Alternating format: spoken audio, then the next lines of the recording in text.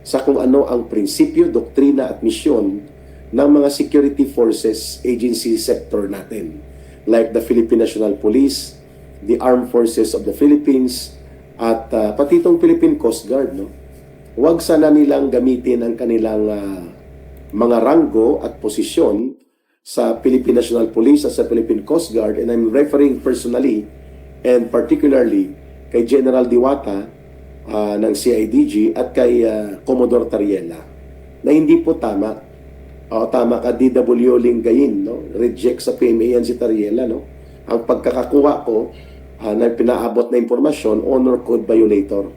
Pag honor code violator po, dishonorable discharge po yan sa academy. So, ibig sabihin, mataas na antas ng paglabag sa honor code is a very serious offense na hindi ka na pwede matatanggap sa academy. No? At ano pa mang mga kaganyan na record mo ay talagang magiging tatak yan sa iyong pagkatao na naging honor code violator ka.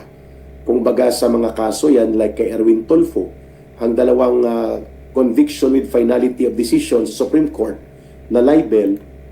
Thank you, Elena Juquino, sa panonood from Washington, D.C. Yung moral turpitude case ng libel ay hindi rin po dapat pinayagan ng COMELEC na maging kandidato pa itong si Erwin Tulfo, sapagkat dalawang conviction po na with finality yan sa Supreme Court. At yan po ay case of moral turpitude.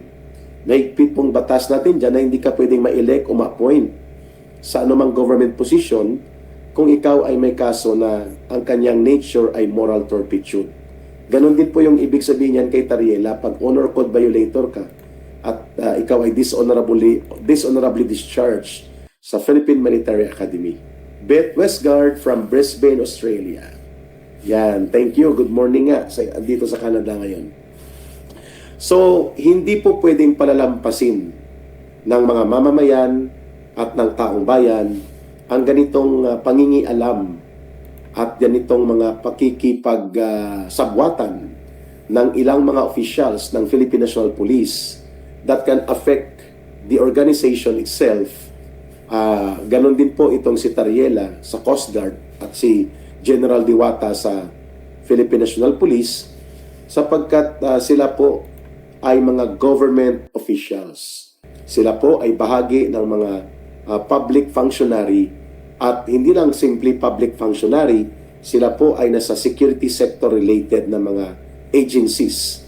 At hindi marapat, lalo na law enforcement ang gamit nito sa Philippine National Police, at ang CIDG is a top level unit ng PNP for high level crimes, no?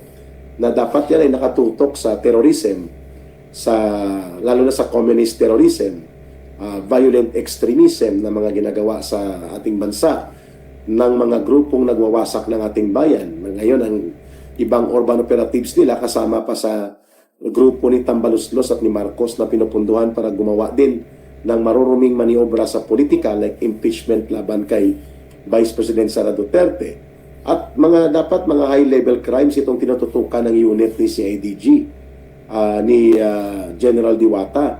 Kagaya po ng kidnap for ransom, na hindi nila ma-deny, kumakalat na ngayon sa buong social media platform itong nangyari po na kidnap for ransom dyan sa may isang Malaysian national na bata na estudyante ng British School of Manila sa may Bonifacio Global City. At ito po ay nakakabahala. Pangalawa po, illegal po under the election laws na mag-engage o ma-involve sa tinatawag po nating partisan political activities ang mga opisyal ng gobyerno na aktibo sa serbisyo. Kagaya po ng ginagawa ngayon ni Commodore Tariela ng Coast Guard, ng Philippine Coast Guard, at ni General Diwata ng Philippine National Police.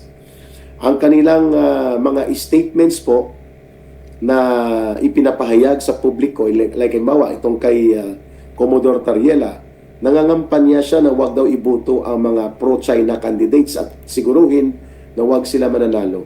Sino siya para magtakda ng kategorya kung sino ang pro-China at sino ang anti-China at sino ang dapat na mga iboto sa kandidatura sa eleksyon na ito sapagkat bawal niyang gawin yun. Hindi siya pwedeng mangialam po dyan. He may have his own opinions, but he has to keep it to himself. Kung ang pinag-uusapan po ay tungkol sa election process, election and political campaign related to the elections.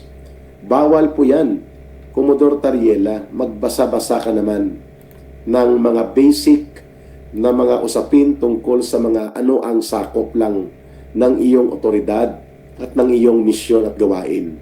Huwag ka na makialam. Sino ka para ikaw ang magtatakda? Sino ang pro-China na mga kandidato na sinasabi mo at tinatawag mong makapili? At sino ka?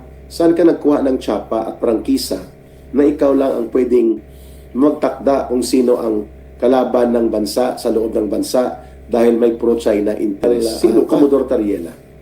Mag-isip-isip ka nga. We are calling on the Philippine Coast Guard leadership and even ang DOTR kasi ang mother agency na nagsusupervise po dito sa Philippine Coast Guard ay DOTR, Department of Transportation. Hindi po yan under sa Philippine Navy na. No, mga kababayan, hindi na yan sakop ng unit ng Armed Forces of the Philippines. So, ibig sabihin po, itong si Commodore Tariela ay nilalabag niya itong mga probisyon na ipinagbabawal ang partisan political activities at ang ma-involve sa direct political activities and operations, especially related to elections. Kontakin mo, sasabihin niya, nananawagan ako na dapat magkaisa tayo na huwag iboto ang mga pro-China candidates at siguruhin natin na huwag sila mananalo. No? Kung kinakailangan natin yan gawin sa lahat ng pamamaraan. My goodness. Anong sasabihin mo? Fake news ito? O kung fake news ito, na kumakalat ang iyong social media card at ikaw ay quoted sa media interview, magpaliwanag ka dito sa taong bayan, no? Na ganito ang ginagawa mo. You are intervening and illegally doing partisan political activities using your influence and position in government, more so na ikaw ay isang antas ng security level official dahil ang ranggo mo ay 1-star rank yan. Commodore is a general level rank. So nakakahiya at nakakabahala ang iyong ginagawa. Sana ay ma-realize mo ito na nagmamalabis ka na sa iyong ginagawa. And therefore, you should be put into public criticism so that you will put yourself in the proper place. No? Para hindi ka po magmalabis at hindi ka malasing sa kapangyarihan.